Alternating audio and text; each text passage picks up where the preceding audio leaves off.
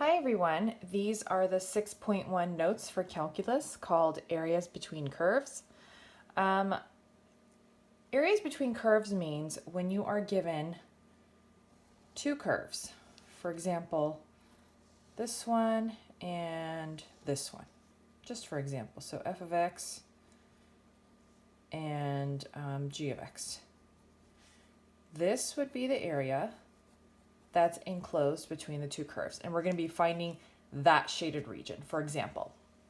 So just so you know what's coming up, we're going to need the intersections of those two curves. So those are going to be our bounds, A and B, and we're going to have to figure out which one in that region that's shaded is the top curve, which one is the bottom curve, because area will always be lower bound to upper bound, so lower intersection to bigger intersection, top function minus bottom function dx, always and forever.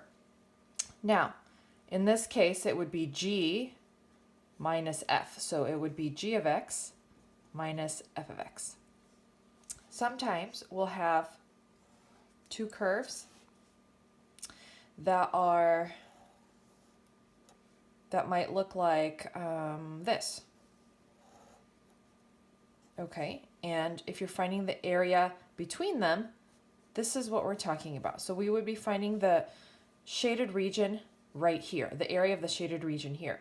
And so area, if you try to do top minus bottom, I just want to show you.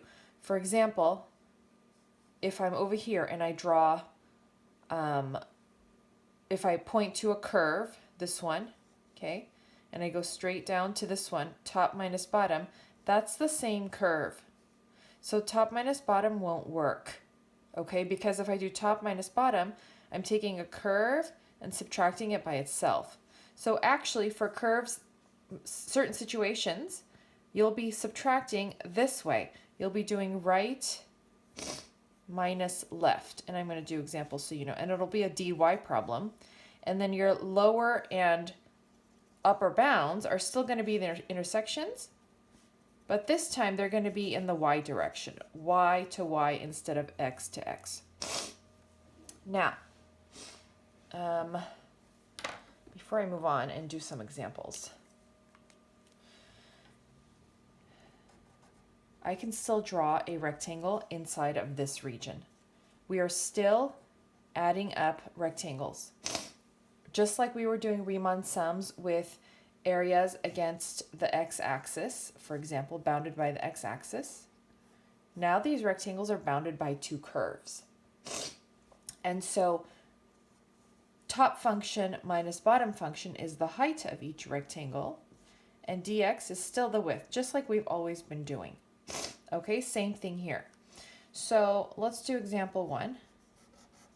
So far, all you need to know is to get the area between two curves, you're either going to do top function minus, oh, I meant to write bottom, not function, sorry.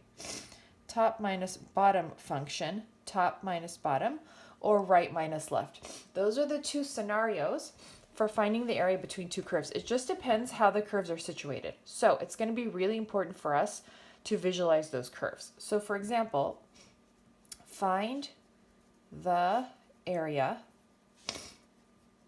between y equals x squared and y equals x minus 8. So if we do a little bit of visualizing, y equals x squared is our regular old parabola, right?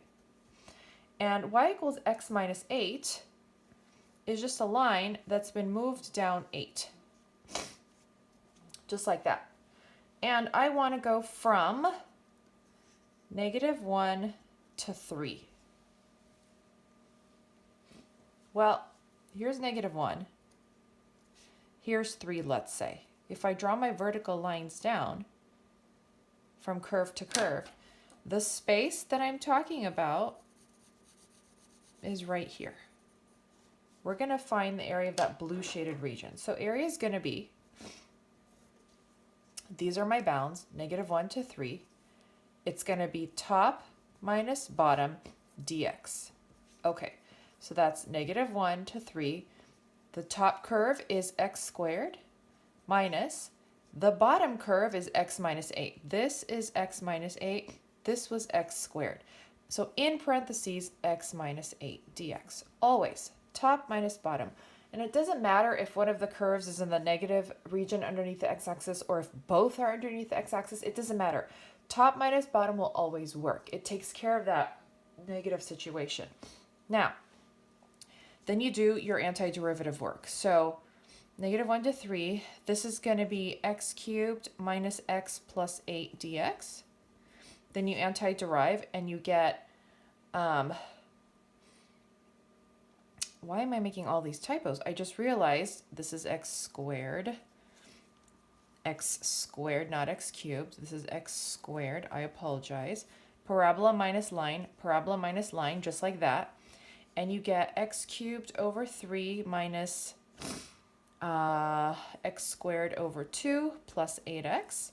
And we're evaluating between -1 and 3. And so if you FTC this, and I won't show you all the math, not to waste your time, you get 37 1/3 if I didn't make a mistake for the area between the two curves. All right, example 2.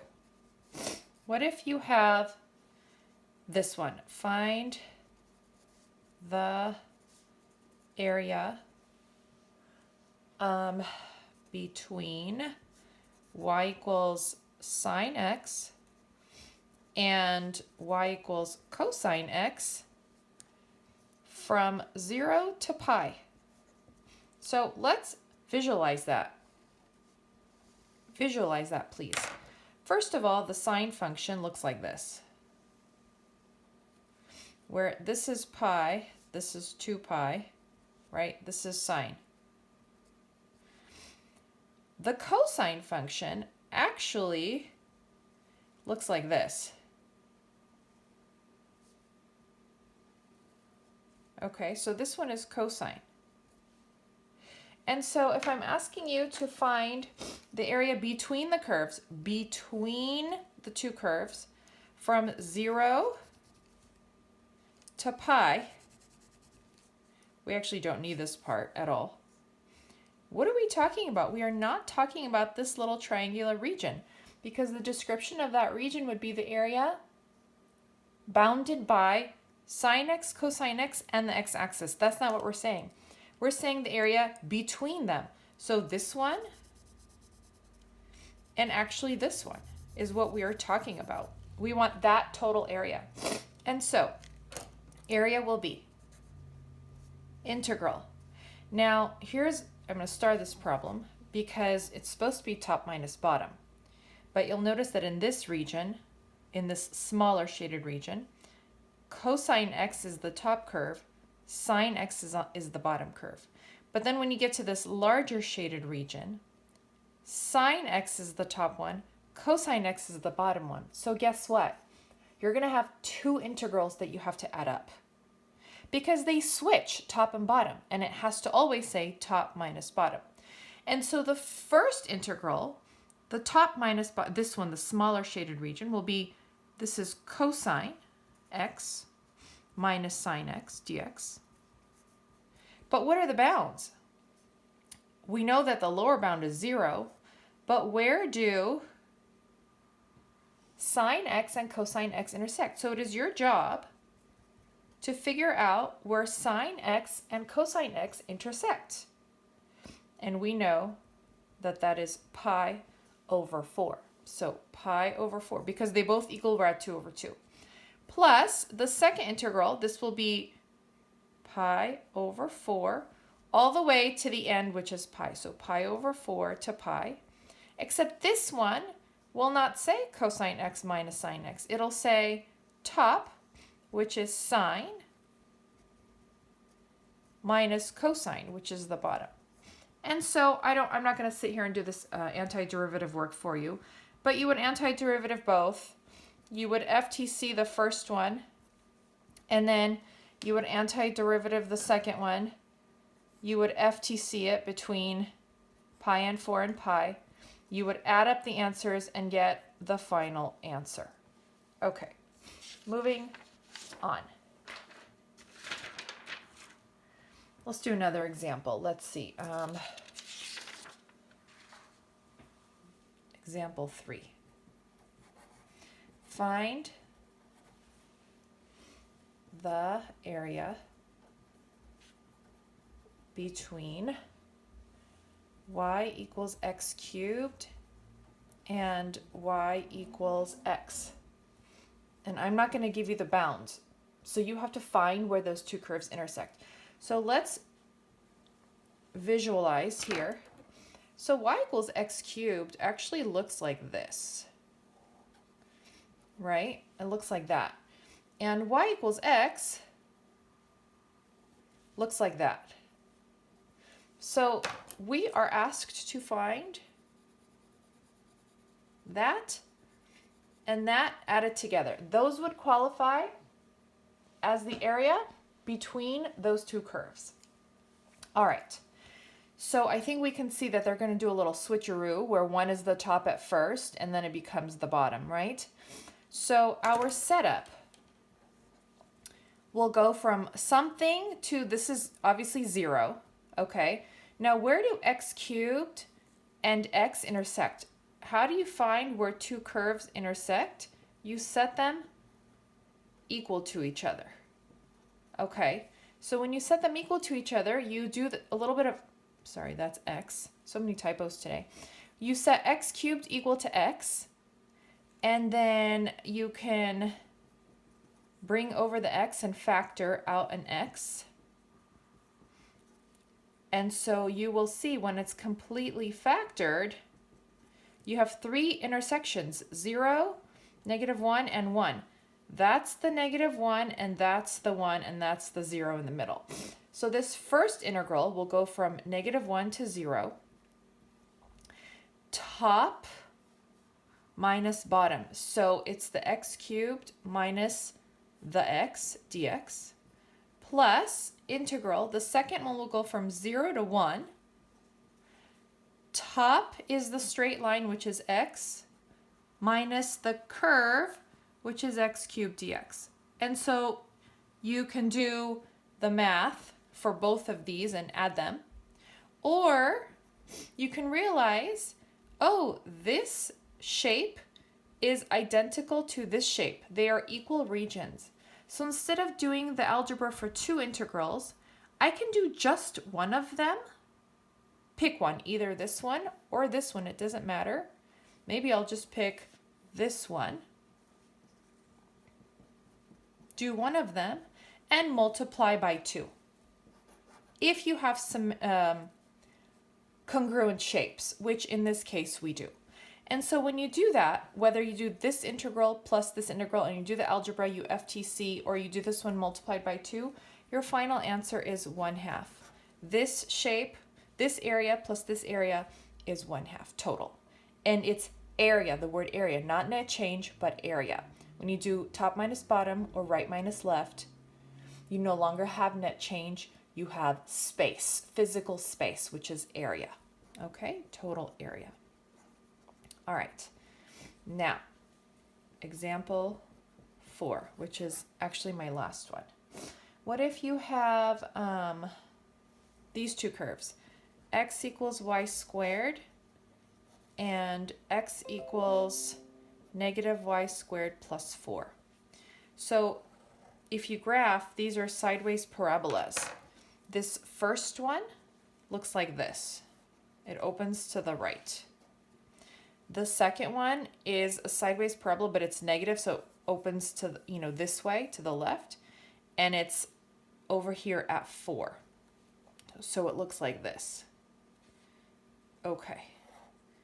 So how do you know you have to do right minus left again? Just one more time. If I try to do top minus bottom, look, top minus bottom, it's the same curve. I'll get a 0. If I do top curve here minus bottom curve, I'll have y squared minus y squared. And we know the area is not 0. So it doesn't work. You have to do right minus left. Okay, and so when you do, you're going to do right minus left, and it's going to be dy because it's right minus left. Your bounds are going to be y to y. So this y to this y. So set the curves equal to each other. Okay, set this curve equal to this curve for the intersection. And when you do some, algebra, let's see, 2y squared equals 4, y squared equals 2, y is plus or minus rad 2. Looks like this is negative rad 2, and this intersection was rad 2. So our integral will go from negative rad 2 to rad 2. Now you have to figure out which one's on the right, which one's on the left. So if this is the area we're looking at here, this curve, this one is the one on the right, and that's negative y squared plus 4 minus the one on the left is y squared. Always put the one after the minus in parentheses in case you have to distribute. Okay, so dy. And so you would get negative rad 2 to rad 2. Negative y squared minus y squared is negative 2y squared plus 4 dy. You anti-derive this, so negative 2y cubed over 3 plus 4y between negative rad 2 and rad 2. And when you do the algebra for this, you get 7.542 as your total shaded area. Okay, so that's the end of the examples. I just want to reiterate. It is really important for you to do two things. One, graph the two functions so you can see which one is the top, which one is the bottom, or right or left for that matter. And to see if they do a little switch like they did here. And two, get the bounds if they are not provided already. Okay, sometimes they provide them, sometimes they expect you to find the bounds, and that's where the curves intersect, and you set the two curves equal to each other and solve for those bounds. All right, and that's the end of the notes. Thanks for watching. Bye.